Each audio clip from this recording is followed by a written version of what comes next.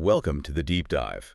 You bring the critical sources, we extract the knowledge, offering you, well, the shortcut to being truly well-informed. That's the goal. Our mission today, it takes us deep into this fascinating intersection of history and really hypermodern technology. We're analyzing sources, asking a fundamental question. What happens when, 200 years of military theory Clausewitz mainly collides head-on with the age of AI? The big question. Huge. Specifically, we're diving into how AI fundamentally changes or maybe reshapes the nature of wars, defining uncertainty. That slippery, frustrating force Clausewitz called friction. Friction, yeah. So if you're involved in strategy, defense policy, or just thinking about how machines will manage violence, Yeah, well, this deep dive is pretty essential. absolutely. The core thesis, and this runs through the research we looked at today, it's surprisingly resilient. It's a claim of policy continuity. Meaning technology absolutely transforms the medium of war, the speed, the weapons, the sensors, but it doesn't really transform its fundamental essence. The politics behind it all. Exactly. War's essence, that violence subordinate to political policy, it persists. And here's the fascinating paradox. AI simultaneously seems to reduce some old kinds of uncertainty Right. while manufacturing entirely new ones. And that paradox is really what drives this analysis, isn't it? Clausewitz described war as this realm of fog, chance, and resistance. Friction was that sort of universal solvent making execution hard. His famous line, "The simplest thing is difficult because of weather, exhaustion, miscommunication, bad logistics." The classic stuff. The classic stuff. But now we need a new language for the digital age. And our sources, they introduce what I think is the perfect term, algorithmic friction. Algorithmic friction. Okay. Yeah, this isn't about, supply trucks getting stuck in the mud anymore. This new friction, it arises from things like model bias, Okay. from data contamination, adversarial deception, people actively trying to fool the AI, and critically, just the sheer dizzying tempo that these machine systems enforce. So it's a different kind of difficulty. Totally different. We're moving from struggling with a lack of information to struggling with a whole new category of, well, digital challenges. Okay, so let's break down that shift then. Historically, the classical fog of war, that was a problem of scarcity, right? Right. Information scarce, reports late, often unreliable. Commanders were basically information starved. Today, though, the military commander faces the inverse problem. It's information saturation. Too much information. Way too much. An overwhelming abundance of, heterogeneous different kinds, latency-prone streams pouring in from every sensor, every satellite, open source feeds, you name it. So the challenge flips. The cognitive burden flips entirely. The task shifts from just getting data to filtering it, fusing it, and this is key assigning confidence levels to different sources. And that's where the new friction kicks in. Exactly. This is where it begins. Because more data doesn't automatically mean more certainty. In fact, if your sources are contaminated or maybe poorly correlated or just repetitive, information overload can actually increase your uncertainty.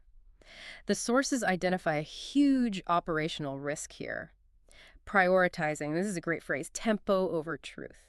Tempo over truth. Wow. But where does that bad information actually come from? Is it just like a technical glitch or is it something deeper? Well, the research suggests it starts much deeper.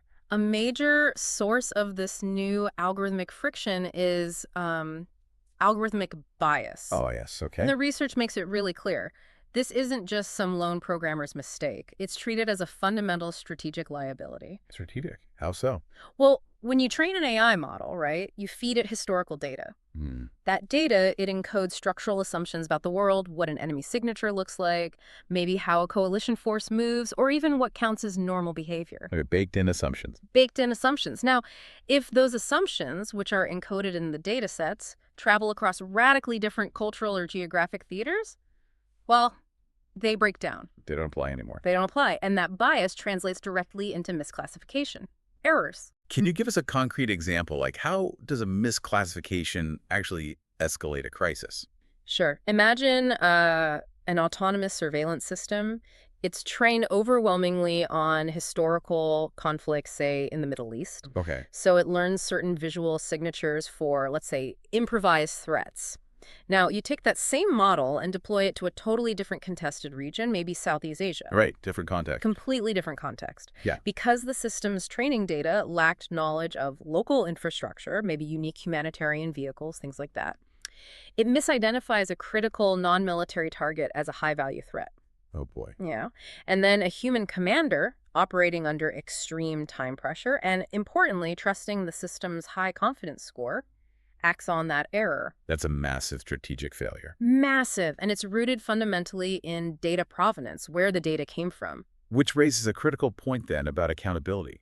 If this bias is strategic, systemic, commanders can't just treat the AI like a black box they switch on. Absolutely not. The command and control structure, the C2, it has to recognize that its responsibility extends right down into the digital plumbing. What does that mean practically? It means treating things like data set provenance. Where did the training data come from? What potential biases does it carry? And things like model cards. Yeah, the formal documentation that defines a model's limitations, its intended uses. These have to be seen as core elements of command responsibility. You are responsible for the pedigree of your digital tools, just like any other tool. So zooming out a bit, we have to revisit Clausewitz's cornerstone idea, the remarkable trinity. Passion, chance, reason. Right. Passion, the people; chance, the army, the uncertainty; and reason, the government, policy. His central argument was that war's violence, however intense, must always remain subordinate to political policy. The political objective. Exactly. But if machines are now accelerating action to milliseconds, doesn't that fundamentally break the trinity? How can political reason possibly keep up with that technical tempo? That is the crucial question, isn't it? And the analysis, interestingly, argues that in this algorithmic age, machines mediate the trinity, but they don't displace the primacy of political purpose. Mediate. How? Mediation is the key word here. Think about it. AI can amplify or accelerate the effects of passion, say, through information operations shaping public sentiment. Right. And it definitely accelerates the realm of chance by enabling hyperspeed military action through autonomy. Okay. But that very acceleration means political policy reason. It just has to work harder and smarter. It doesn't vanish.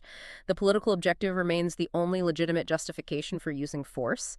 The machines are a means, never the end itself. And what's encouraging, I guess, is that this continuity claim, he has immediate real-world consequences. We're seeing them in allied doctrine already, especially around human oversight. Exactly.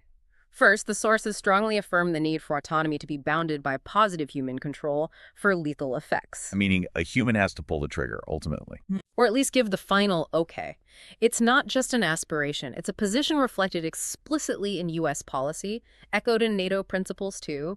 We have to retain that necessary human veto on violence, ensuring policy constraints are actually met before action is taken. And the second piece? The second is more intellectual.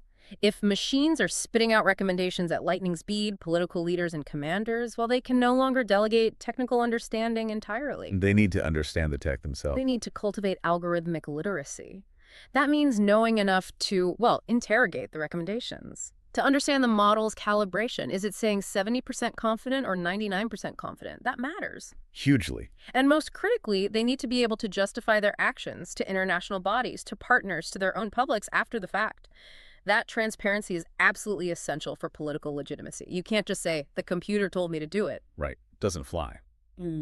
Let's shift gears slightly to the architecture of conflict itself. Concepts like JADC2 Joint All-Domain Command and Control are being designed right now. The integrated network. Yeah, the goal is integrate every sensor, every shooter, every decision node into one sort of cohesive, lightning-fast network. Yeah.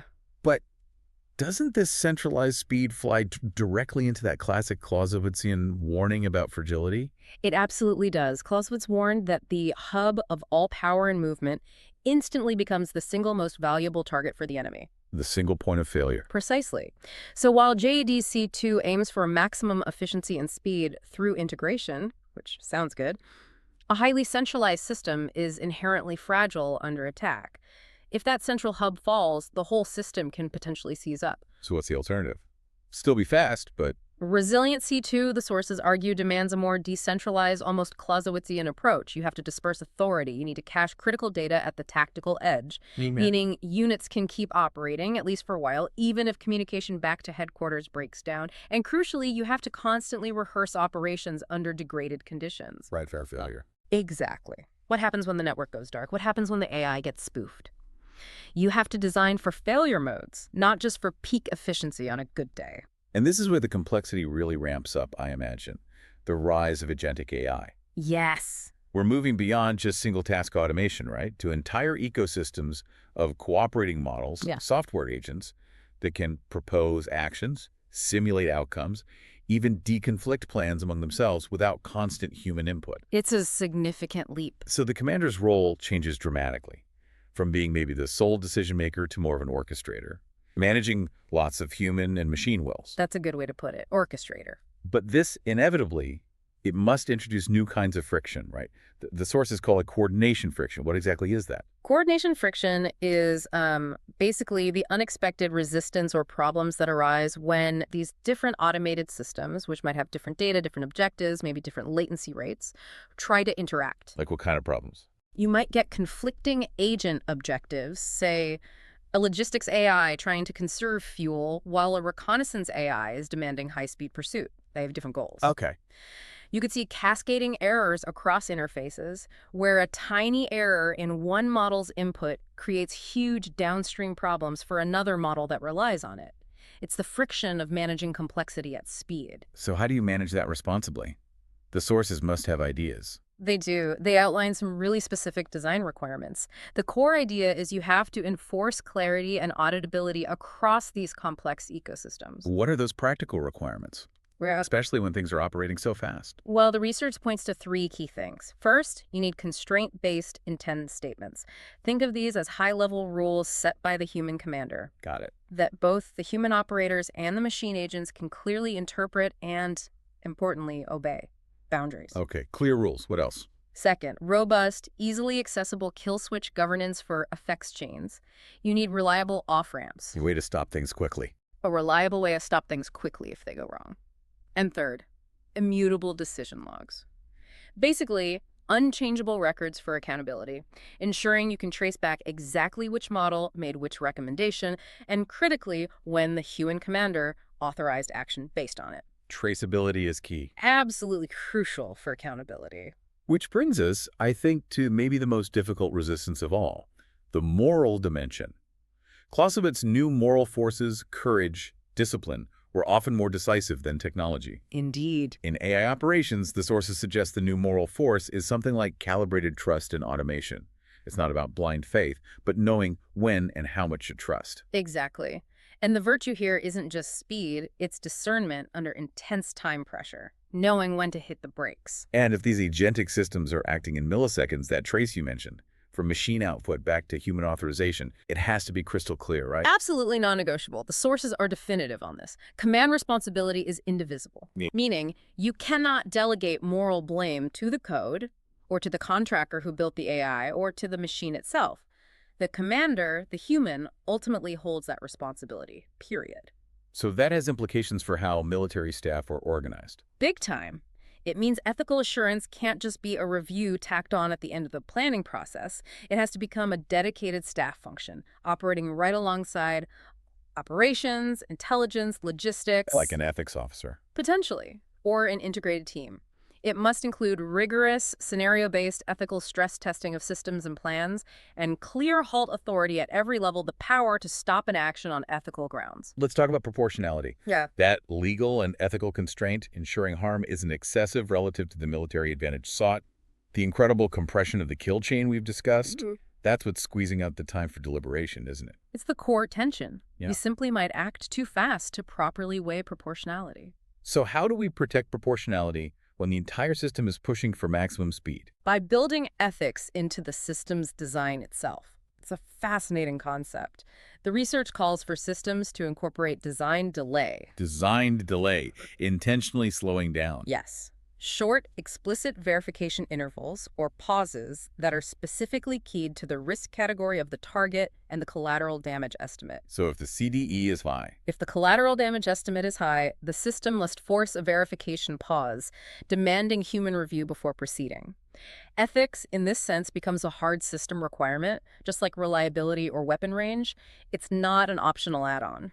which leads, I suppose, to this idea you mentioned earlier, engineering constructive friction. Exactly. It sounds counterintuitive, like we're intentionally making things harder or slower. Well, in a way we are, but it's about intentionally designing systems and procedures to slow down precisely when human judgment Ethical reflection and political alignment are most critical. How do you do that? You build those verification pauses into effects chains proportionate to the risk.